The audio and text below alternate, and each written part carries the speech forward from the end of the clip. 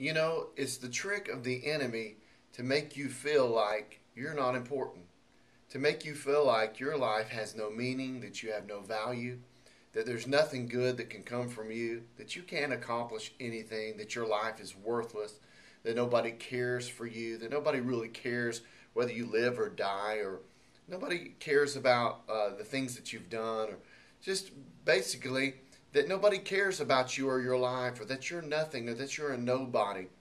You know, the children of Israel, it reminds me of this story of the children of Israel when Moses sent 12 spies into the land to spy out the land of Canaan.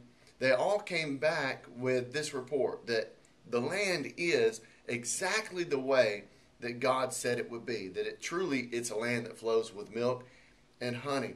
But the problem is they concentrated less on what God had said, the truth of what God had said, and they focused more on the obstacles.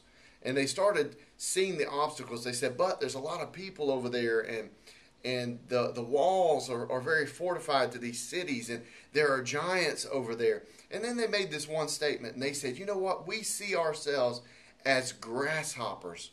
We're like grasshoppers in their sight. In other words, they were saying, who are we? We're like nothing.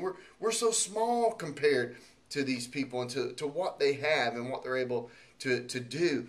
And you know what? I think that's what we do in our life. Instead of focusing in on what God has said, which what God has said is true, and what He said about our life is true, and the promises that God has for us, they are true. The Bible says His promises in Him, they're yes and amen. They're established. The promises are true, but we focus less on what God is saying, and we focus more on our inadequacies. But understand this, you are more than adequate. Why is that? You're more than adequate because it's not about your ability. It's about God's ability that works in you. Either you're going to see yourself as a grasshopper today, or you're going to see yourself as a spiritual giant.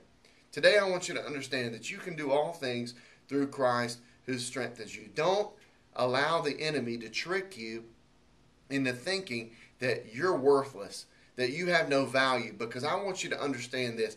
God created you. He created you for a reason, and that makes you very valuable. You are valuable. Not only do you have a purpose and a mission, and not only were you born for a reason, but you're valuable to somebody's life today.